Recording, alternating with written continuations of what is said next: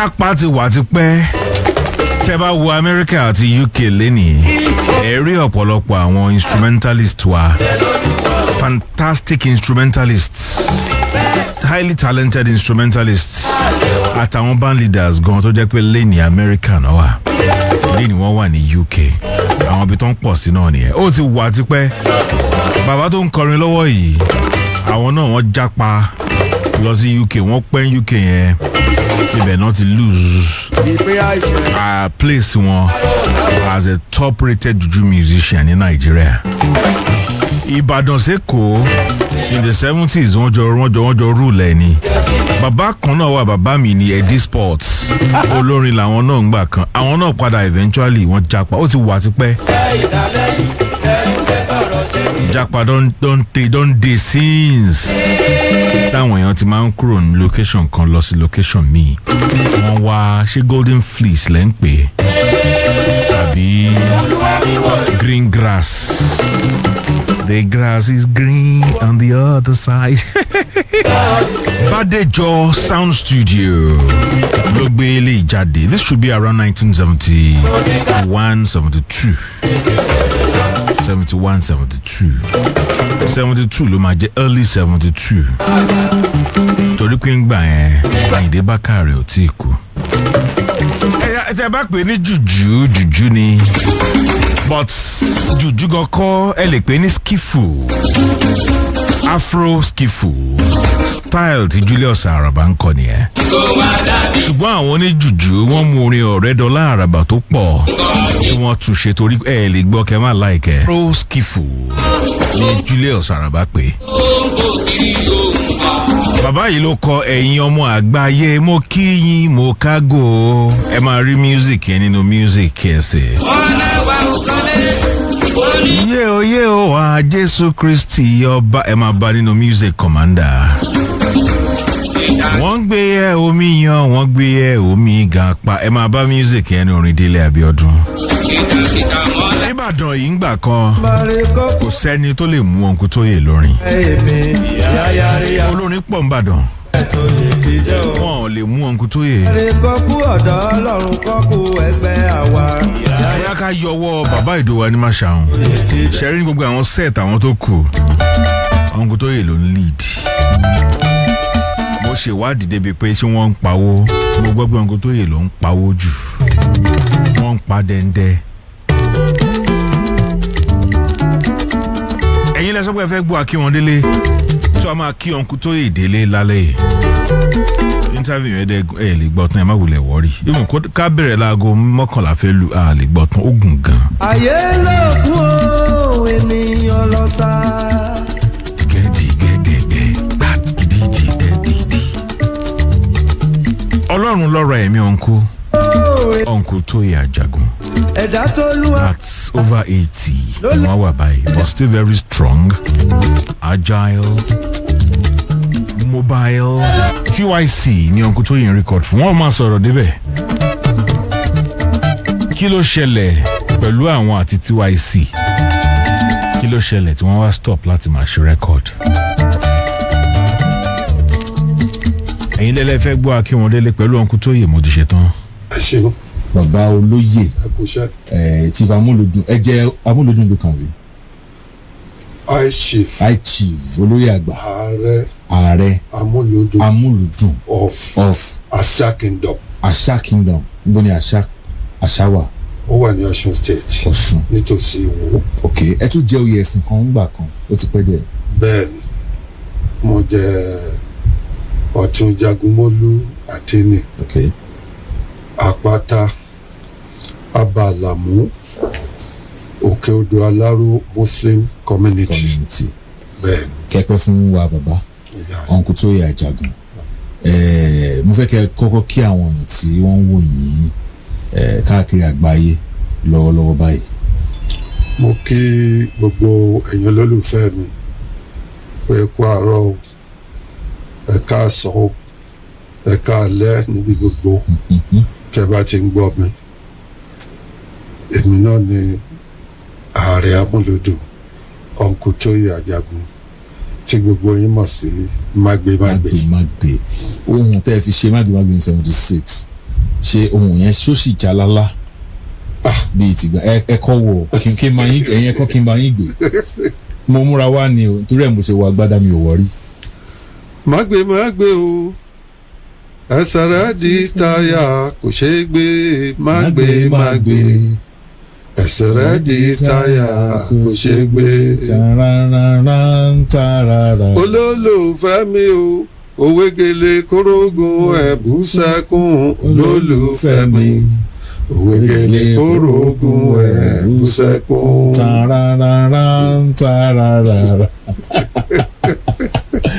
Uncle Toye ìgbà tí ọ̀pọ̀lọpọ̀ àwọn olórin tó dìde ṣáájú yín ní àsìkò kan náà tẹ̀ dìde àtìlẹ́yìn yín wọ́n máa ń ní àwọn title lóríṣiríṣi president captain king emperor àti bẹ́ẹ̀ bẹ́ẹ̀ lọ ṣùgbọ́n ẹ̀yin ń lo uncle títí dì sí uncle ní gbogbo èèyàn ń pè yín àtọmọdé àtàgbà wọ́n máa ń wò pé ṣé tó máa ń pè yín ní uncle at age yín ṣé ẹ kì í bínú.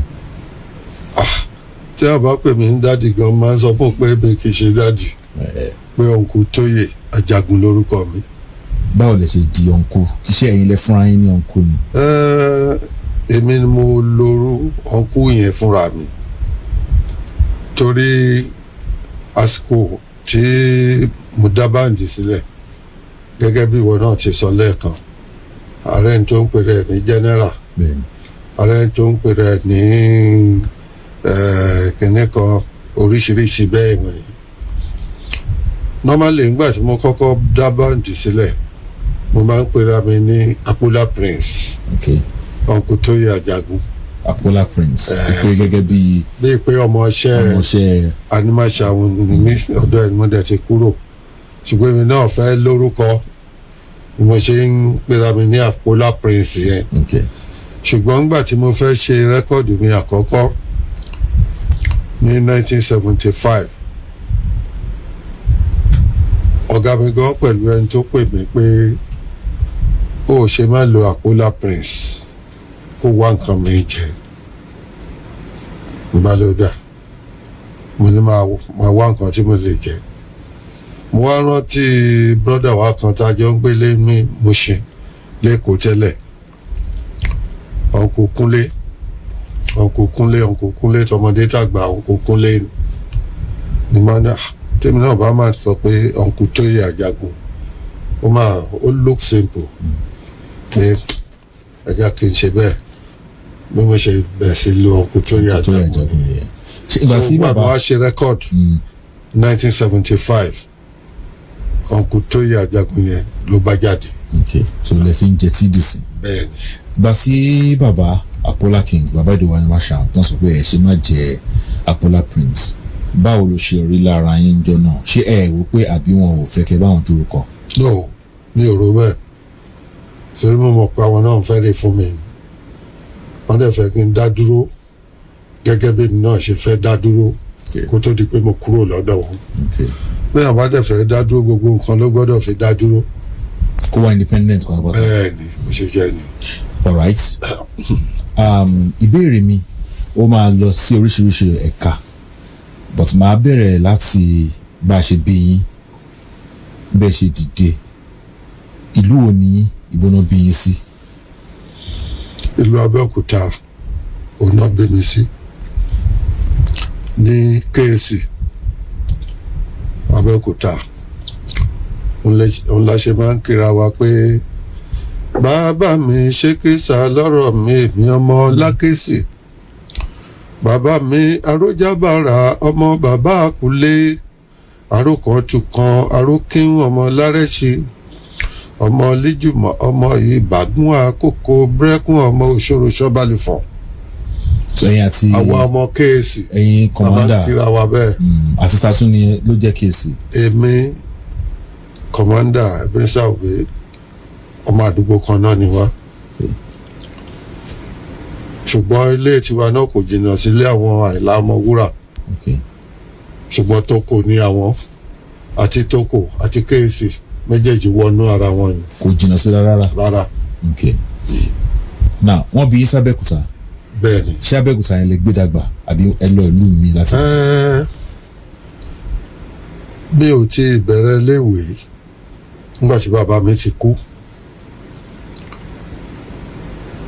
mo wá wà lọ́dọ̀ bàbá tó bí ìyá mi àwọn náà mú mi lọ sí Mẹ́ran lẹ́kọ̀ọ́ ṣùgbọ́n ìgbà yẹn Mẹ́ran ò kì í ṣe Èkó oko Ẹ̀gbá bí nǹkan kan ni gbogbo ọbẹ̀ wọn yẹn ló dúró fún nígbà ètò àti Àwórì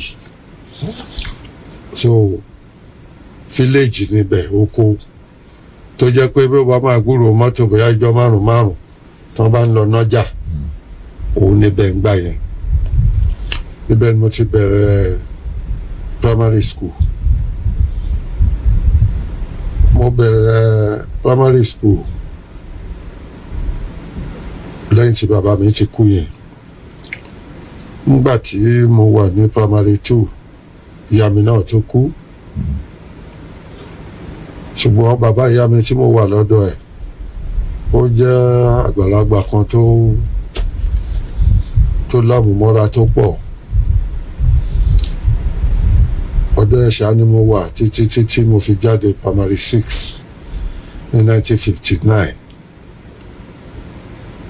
ọdún tí mo jáde primary school yẹn kan ní 59 ni bàbá jáde láyé. Bàbá grandfather yín. Bẹ́ẹ̀ ni bàbá ìyá mi làwọn náà jáde láyé so bí mo ṣe dèrò Mùṣín nìyẹn tí mo tẹ̀lé àǹtí mi lọ ṣùgbọ́n kò ṣe pé ó easy náà láti tẹ̀lé wọn bẹ́ẹ̀ torí nígbà tí bàbá kú tán oríṣiríṣi ní ìgbésẹ̀ tí àwọn ẹbí bẹ́ẹ̀ sì gbé mo ti rí pé ó dàbẹ̀ ni pé wọ́n fẹ́ pín wa èmi àti àbúrò mi wọ́n ní Látóyè a máa bẹ́ nìkan lọ Láòyè á tẹ̀lé nìkan ojú ẹsẹ̀ ni mo dáhùn pé èmi ò lọ́bì kankan o wọ́n ní gbẹ́nu ẹ sọ́hùn mo yà dákẹ́ torí ẹni tó ní màá tẹ̀lé lọ ẹ̀ ó ti wò mí ṣoṣo tó ní ọwọ́ ọmọ ìyá dẹ̀ dúró ní ọkọ́ láti roko ṣé mọ̀ pé ọlọ́run má ṣe wá ní ọmọ àwọlábí gbọ́dọ̀ ti dà bẹ́ẹ̀ tí ó bá jẹ́ pé ọlọ́run tó kó sí mi inú tó jẹ́ kí n lè sọ̀rọ̀ jáde pé àtẹ̀lẹ́ ní kankan bàbá ṣe dẹrú sóko ibì kan ni láwọn kan tí mi ò dámọ̀ dáadáa. tí kú bàbá àti ìyá bá ti dé bẹ́ẹ̀ ni ibi tó bá wu àwọn ọlọ́run má ṣe ọmọ wa ní ọmọ àwọlábí téèyàn bá bẹ́ẹ̀ ni tí ọmọ bá ṣe dáadáa a máa ní ọmọ mi ní ẹ jẹ́ kó hùwà kékeré kan báyìí tí ó kù díẹ̀ káàtó wọ́n á ní ọmọ àwọlábí ni kì í ṣọmọ wa àánú gbàtọ́ pé káta yí ẹ̀ ṣe ní nǹkan kan oríṣiríṣi yẹn ni ọmọ àwọlábí ọlọ́run má ṣe àwọn ọmọ wa bẹ́ẹ̀. Àmín. nígbà tá a ti ṣe ọjọ́ kẹjọ òkú bàbá ìyá mi tán ṣe mítìn yẹn tèmi lè ti sọ pé mi ò tẹ̀lé èèyàn kankan àti báǹtì wa sọ̀rọ̀ pé àjọ ń lọ ni o torí àǹtí mi yẹn ìyá kan náà ló bí wa bàbá kan náà mo ní ẹ̀yin là ń tẹ̀lé lọ sí Mùṣín bàbá jókòó pé ọ̀nà wo la fẹ́ gbé gbà aláti sá kúrò lábúlé yẹn ní alẹ́ ẹjọ́ tá a ṣe mítìn yẹn gangan. but ẹ̀yin àti àǹtí yẹn ti close tẹ́lẹ̀. bẹ́ẹ̀ ni. okay. so bí asa ṣe tẹ̀lé ni láago 8 alẹ́ lálọ́wọ́ mọ́tò tó ń lọ sí Mùṣín. ẹ̀yin àti àbúrò yín. àtàbúrò mi àtàǹtí mi tí a fẹsẹ̀ rìn lọ ibi tá abúlé yẹn ó tó máìlì kan sí main road Abẹ́òkúta. ṣé ẹ fẹsẹ̀ rìn. tá a fẹsẹ̀ rìn tá a tó wá lọ́wọ́ mọ́tò lálẹ́ ọjọ́ yìí so bá ṣe dèrò Mushin ni ẹ. ẹ dárúkọ ẹ̀gbọ́n yín Dàpọ̀ Ajagun ṣáwọn ò sí wọn sí mi. àwọn ò sí ní ọ̀dọ̀ wa ń gbà yẹn. okay. Abẹ́òkúta làwọn ń gbé. ṣé ọmọ bàbá ni. ọmọ bàbá ọmọ ìyá. okay. so àwa mẹ́tẹ̀ẹ̀ta yẹn àjọ dèrò Èkó ńjọ́ kan náà. ẹ̀yin mẹ́ta yẹn náà bí àbí. ní bàbá wa bí. rárá o bàbá tó bí mi ìyá tó bí mi ni ìyàwó tó gbẹ̀yìn. èmi dẹ̀ ni second to the last born. so nínú ìtàn tá a gbọ́ ìyàwó bàbá wa kì í ṣe 15. 15. kì í ṣe 15 torí 17 wives mo gbọ́ pé bàbá mi fẹ́ ẹyọ kan ṣo ni òbí mọ́ nú wọn.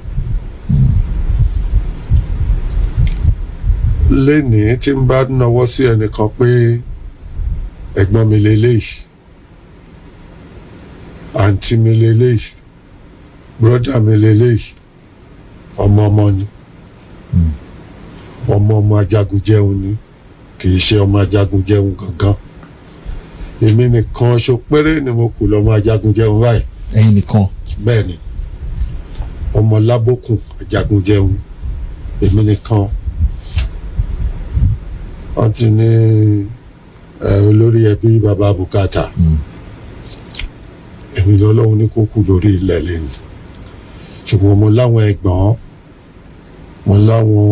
ọkùnrin mo ní obìnrin ṣùgbọ́n ọmọ ní gbogbo wọn.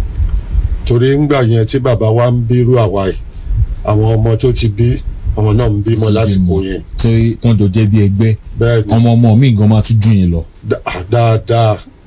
dáadáa nígbà tí mo dárúkọ àǹtí mi ọkùnrin àti obìnrin tí mo lọ́mọ ọmọ ni wọ́n ó yẹ kó ti mọ̀ pé à ń gba ọdún nǹkan kan lọ́wọ́ ara kódà mo rí kan tó jẹ́ pé ọjọ́ mẹ́ta ló fi jù mí lọ ọmọ bàbá mi dẹ̀ ni ṣùgbọ́n bàbá jọ ríra ò lè mọ̀ ẹ̀gbọ́n mi tí mò ń sọ ẹ̀ ti ṣiṣẹ́ ní NTA rí ibẹ̀ ló ti retire. Ajagun náà dẹ̀ jẹ́.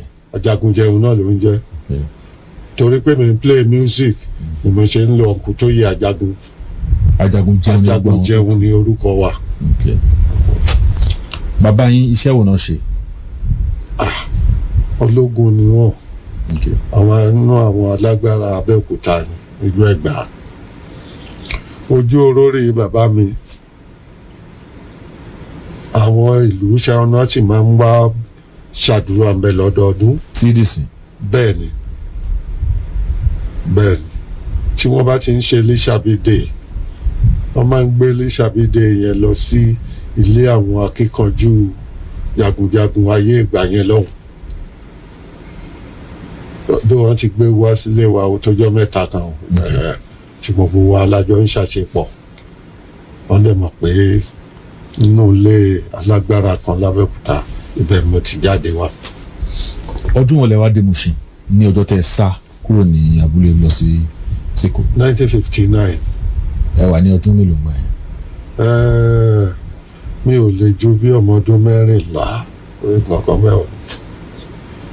so ẹ̀yin àbúrò yín Láòyè àti ẹ̀gbọ́n yín Ọládàpọ̀ ẹ wá jọ di èrò Mushin ní ọjọ́ yẹn gangan ẹ wá jọ ń gbé lọ́dọ̀ àǹtí yẹn. àǹtí wa yẹn là ń gbélé ọ̀dọ̀ ẹ̀. so ẹ̀yin mí pé ẹ̀yin là ń bá sọ̀rọ̀ lẹ́nìí láti ibẹ̀ yẹn lọ kí wàá ní nǹkan tẹ́ wá ṣe ṣé ẹ lọ kọ́ṣẹ́ ní abẹ́ ẹ tẹ̀síwájú léwe. ṣé rí kò sáǹfààní àti kàwé torí ó wù mí kí n kàwé sí i kódà máa nǹkan gbìyànjú ládùúgbò mi ń bẹ̀ wọ́n ní látò ìmọ̀wé ọmọ tí mo wọ kò já kó má kàwé fúnra ẹ̀ ló lọ bá mi wá school sí Asarudin Secondary Commercial School ní Fálolú Road ní Sùúrùlérè tí mo mi ò láǹfààní láti lò ju táàmù kan lọ́nbẹ̀ torí kò sẹ́ni tó fẹ́ gbọ́ bùkátà bẹ́ẹ̀ so lẹ́yìn ẹ̀ mo wá lọ kọ́ṣẹ́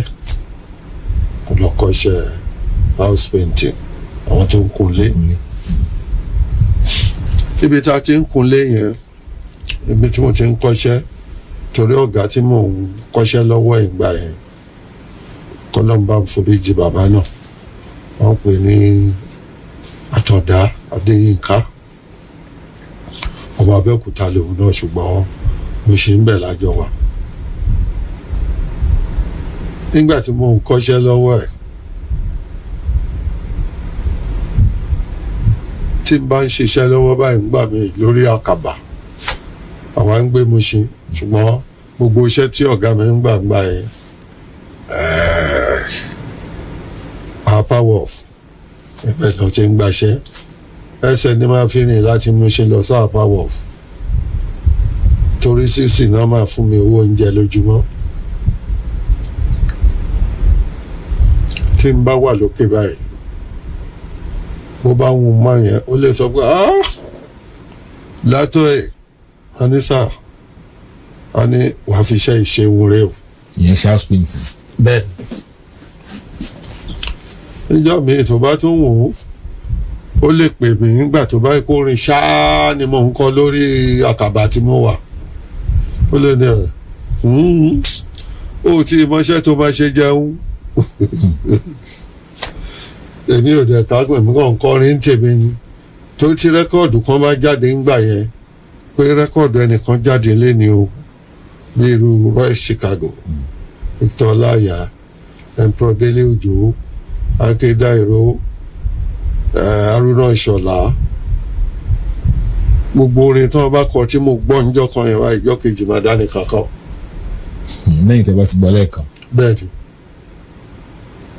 so ìyẹn ló máa mú ọ̀gá mi yẹn sọ pé ó ti mọṣẹ́ tó máa ṣe jẹun not knowing pé iṣẹ́ pẹ́ńtà ẹ̀gọ́ náà kọ́ ni máa ṣe jẹun lóòótọ́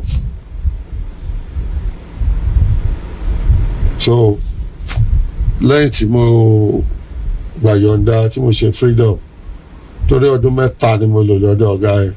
láti yẹ o 59 àbí 60. ṣé between 59 and 60 yẹn náà ni. lẹ́bẹ̀rẹ̀. bẹ́ẹ̀ ni. so ẹ wá kúrò mẹ́rin 63. irọ́ mo kúrò mbẹ̀ ní 62. ok 62 ni mo kúrò. iṣẹ́ pẹ́ńtà tí wọ́n ń fòṣù mẹ́fà kọ́ńsì wọ́n lé mi lọ́dún mẹ́ta lọ́dọ̀ èèyàn kan yìí oríṣiríṣi láàrin ńgbà náà. bí àwọn kan wò lóríṣiríṣi náà.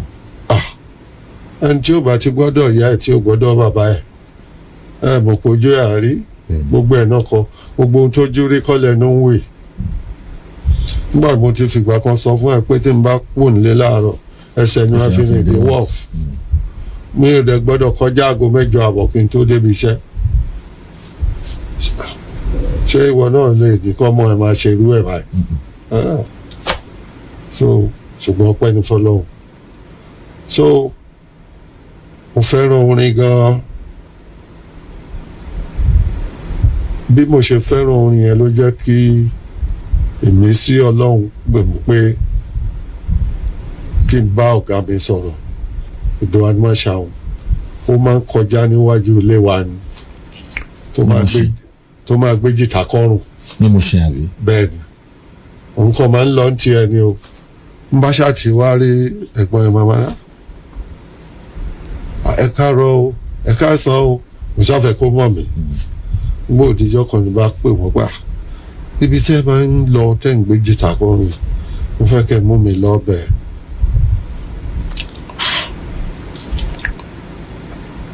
ó ní ṣé mo fẹ́ máa kọrin ni àbò fẹ́ lùlù mo ní kò sí èyí tí mi ò ní ṣe inú ẹ̀ ó lóun àmú mi lọ ó ní kí n múra lẹ̀ tó bá dọ̀tún là kí n dúró dé lásìkò kájọ lọ olómú mi dé ìdí ìlú báńdì tán wà gbà ẹ ní Libango Bina Orchestra ní nọ́mbà 51 Ogunmokun Street Mushin nígbà tí wọ́n mú mi débẹ̀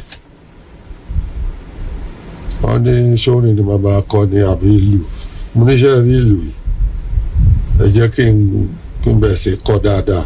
kóńgà ni àbí. bẹ́ẹ̀ ni olójú méjì mo ṣe èmi dẹ̀ ti ń gbọ́ tẹ́lẹ̀ nínú rẹ́kọ̀dù àwọn Chicago kankan mẹ́rin gẹ́rẹ́jì dìdì gẹ́rẹ́jì gẹ́rẹ́jì dìdì gẹ́rẹ́jì bá ṣe bẹ̀rẹ̀ sí kọrin báyìí mo kíkiní yẹn mọ́lẹ̀ mo dẹ̀ ń lò ó làwọn èèyàn bá ní ọmọ yìí ó máa lọ sí off nígbà tó máa tó oṣù kan béèrè pé ṣé ọ̀run ni mo ti kọ́ wa ni torí mo ń dára sí i táwọn èèyàn mọ̀ mí gan gbà náà. ṣé àwọn lè gbáǹgò bí náà wọ́n máa ń lọ sí òde gan. à ń lọ adam play lóòótẹ́. ok ṣé highlife náà ń play àbí Juju. Juju náà ni Juju là ń play. ta ni leader ń gbà yẹn. Augustine Ajiboye àwọn náà ṣì wà láyé ọwọ́ àmúṣe. ó ń lọ gá wa ó lè pẹ́ Edo Anuacha ń jẹ́ igbákejì ẹ̀. ta ló ń ta gìtá. Ìdòwú ń ta gìtá ọ̀gbẹ́ni yẹn ń kọrin. so ibẹ̀ la wà títí torí ẹni tó ní irinṣẹ́ yẹn òun kì í play ó kàn fẹ́ràn music ló ṣe ra irinṣẹ́ ló wá ní káwọn èèyàn máa lò kó máa fi play. kò kí n ṣe Augustine Ajiboye ló ní. òǹkọ́ ayọ̀ ni máa yẹn ń jẹ́ mi rántí orúkọ ẹ̀ tó mo ti gbàgbé òun ló ní irinṣẹ́ yẹn mọ̀tò òun ṣe ó jẹ́ seaman àwọn ọlọ́kọ̀ ojú omi yẹn ibẹ̀ ló ti ń ṣiṣẹ́ wá tó yálà kúrò ń bẹ̀ látún lọ dá the Savannah Brothers Band. ṣé pẹ̀lú Augustine Ajiboye náà. pẹ̀lú Augustine Ajiboye. wáyé tẹ̀ ṣe kúrò ní libango bí náà. ṣé mo pé mi bá wọn bẹ̀ ni gbọ́dọ̀ àdáná pè wá pé ẹ̀jẹ̀ àti ẹ̀rọ dá ti wá sílẹ̀. ṣé mo sọ púpọ̀ tọ̀ làwọn tó ní irinṣẹ́ yẹn. bẹ́ẹ̀ni sọ wá fi irinṣẹ́ àwọn libango sílẹ̀. bẹ́ẹ̀ni. ok ẹ wá bẹ̀rẹ̀ Savannah. the Savannah Brothers Band. pẹ̀lú Augustine Ajiboye náà. bẹ́ẹ̀ni Ìdòwú náà ló ṣe remain ní assistant yẹn gbà yẹn. ok bẹ̀rẹ̀ sí irinṣẹ́ ìgbà yẹn. àwọn àjọ náà ni pé kára ilé irinṣẹ́ mélòó náà ló nílò ńlò ńgbà náà. ẹ̀ ń sọ̀rọ̀ 1964 àbí. ọ̀rọ̀ 19 yes. àwọn olórin wo ló ń rìn nígbà yẹn àṣà 64. Ike Dairo Délé Òjò náà rẹ́kọ̀dù wọn ti ń jáde.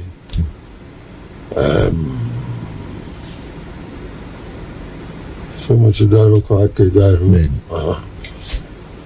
àwọn yẹn àti àwọn aláìláì kankan bẹ́ẹ̀. Chicago Orlando nǹkan. Adéolú Akínsànyà Orlando owó tí ìbẹ̀rẹ̀ gbàdán. ní 64. bẹ́ẹ̀ ni òun náà wà lọ́dọ̀ Délé Akíndélé. èmi rò pé 1960 náà ti ṣe record. ibi tèmi mọ̀ ni mo ń sọ tèmi mọ̀ ni mo ń sọ. wọ́n bá Délé Akíndélé ṣe rẹ́kọ̀dù nígbà yìí. ẹni Délé Jolly. n tẹ mọ̀ bóyá ń jẹ́ Jolly ṣùgbọ́n Délé Akíndélé òun ló máa ń kọ mi ò mọ language yẹn dáadáa o wọ́n máa kì í bá ẹ̀bẹ̀ mo bẹ̀ ọ́ máa bínú sí mi bàbá yé bà mí o ẹ̀bẹ̀ mo bẹ̀ ọ́ máa bínú o ó kéré olóòyìn ni bórin yẹn ṣàṣe lọ ni. èkó ni Délé Akíndélé wà gbà yẹn. bẹ́ẹ̀ ni ṣe rí i pé sáǹdì tí ọ̀gá wọn ń play yẹn òun Orlando ń play yẹn nígbà yẹn so bóyá náà ṣàlà tó kúrò ní Savannah. ṣé ní Savannah yẹn ẹ ṣe record kankan. Savannah Brothers Band bàbá ṣe rẹ́kọ̀dù bóyá ẹyọ kan kò tẹ ìrántí náà ṣùgbọ́n gbogbo ìgbà tèmi ń bá wọn play yẹn ní 1964-65 mo lọ bá bàbá Julius Araba wọ́n ní kí n wá pẹ̀lú wọn lọ sí studio mo bá wọn lọ ṣe rẹ́kọ̀dù. rẹ́kọ̀dù lè bá wọn ṣe. àṣà tún nínú kíkún artificial bárúgbó báwe àdó ló bíntín irọ́ ni èrò ẹṣin ló fi sórí ẹ rọra ṣe pẹ̀lú artificial ẹ rọra ṣe pẹ̀lú artificial irọ́ ló ń pa Sisi òjọ́jú àṣà tí fi ṣàlólò. kí lẹ play fún wọn bẹ́ẹ̀. Konga ni Konga ni mo play other side jẹ́ ìkórìtà mẹ́ta lomi dààmú àlejò tèmi náà tún padà wà lórí yẹn tí mo tún fi ṣe rẹ́kọ̀d so mo lọ bá wọn ṣe rẹ́kọ̀d yẹn around 64 or thereabout. but àwọn rolling dollars lọ́dọ̀ àwọn ọmọ ọgbà yẹn àwọn tẹ̀ sí lọ sí pẹ́. lọ́dọ̀ bàbá àràbà. èmi ò bá ní ìbá rolling dollar lọ́dọ̀ ẹ̀. ta ló play àgídìgbò àbí wọn fa àgídìgbò sójú. má nìyẹn ọmọ ìlàjẹ kan báyìí. ló play àgídìgbò. bẹ́ẹ̀ ni èmi ò bá rolling dollar pẹ́. àwọn ti kì í ṣe pé mo lọ join báńdì yẹn. ẹ kàn ló bá wọn ṣe rẹ́kọ̀dù. mo lọ ṣe rẹ́kọ̀dù ni. wọ́n dẹ̀ fún mi lówó wọ́n fún mi ní £1. owó gidi ní gbà yẹn. £1 yẹn. bẹ́ẹ̀ ni. studio lẹ́sìn record. dẹ́ka ni. ok bàbá àràbà popular gan gbà yẹn. wọ́n popular wọ́n gbé ọ̀nà ń gbé Sùúrùlérè ṣáàlú olóròdù àbí nǹkan kan eré Ògúnlànà drive ẹ̀ ṣá ìgbà náà ń gbé ń gbà ẹ̀ wọ́n ṣàṣe ń yé mọ́ náà. so why tẹ́ tún ṣe fi Savannah sílẹ̀ Savannah Brothers. ọ̀gá wa náà ló pè wá pé. ṣé bàbá ìdíwọ́ ni máa ṣe àwọn abẹ́rẹ́ bọ́sùn Ajíbóyè. ní máa ṣe àwọn pé àwọn tá a jọ máa Abẹ́òkúta ẹ̀ á ṣe ṣara wa jọ ká lọ dá báǹdì kan sílẹ̀ ká máa pè ní Lishabi Brothers wa. ẹ̀yin mélòó lè Abẹ́òkúta ń gbà yẹn. a tó 4 sí 5 o. Ṣájíbóyè wà lára yín. ọ̀rọ̀ ọmọ area Ondo State ní Augustine. sọ ẹ̀yin wo ni Abẹ́òkúta ń gbà yẹn. èmi àṣà jẹun my senior brother Èdò Adúmáṣàun Àkànjí ológun dúdú àwọn tí mo rántí orúkọ ẹ̀ ń gbà yẹn ni àwọn ẹ̀ la lọ dá Lishabi Brothers Band led by Èdò Adúmáṣàun la lọ dá sílẹ̀. so Lishabi Brothers Band led by Èdò Adúmáṣàun so gbogbo yín lẹ́jọ́ ní. lájọ ní báńdì bẹ́ẹ̀ ni. orí kóńgà lẹ́dẹ̀ sí wa. bẹ́ẹ̀ ni kóńgà ẹ̀ náà ni mo lù títí kó tó di pé mo kó lọ́dọ̀ Adúmáṣàun torí ńgbà tó di 19 ìgbà tá a dá báńdì Adúmáṣàun sílẹ̀ 1966 ni. ok tó jẹ́ Lishabi Brothers. Lishabi Brothers. ok 1966 so mo di 68 ni a move lọ sábẹ́òkúta. kí ló dé tẹ́ lọ sábẹ́òkúta kí ló ṣẹlẹ̀. wípé bóyá àtúntètè ọwọ́ mú ń bẹ̀ ni.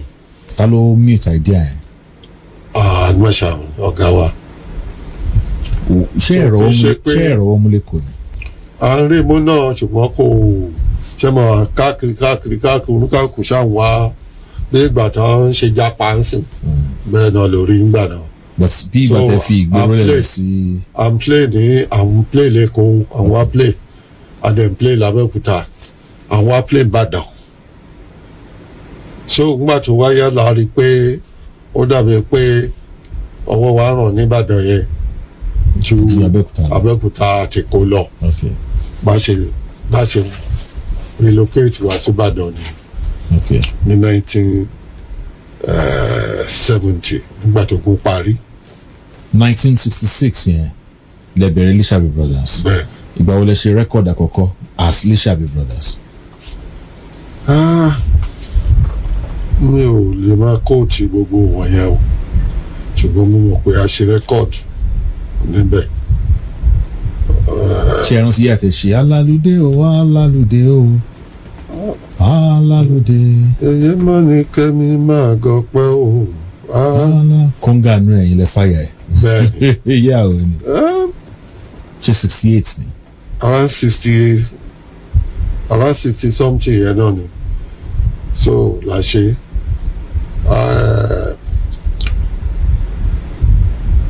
mi ò lè rántí but àgbà yẹn náà la ṣe àwọn rẹ́kọ̀dù kékeré àṣẹ tó bíi méjì nígbà yẹn kó tó di pa wa move sí Ìbàdàn. ní 1970. ṣe àkọjá sábẹ́òkúta 68. okay.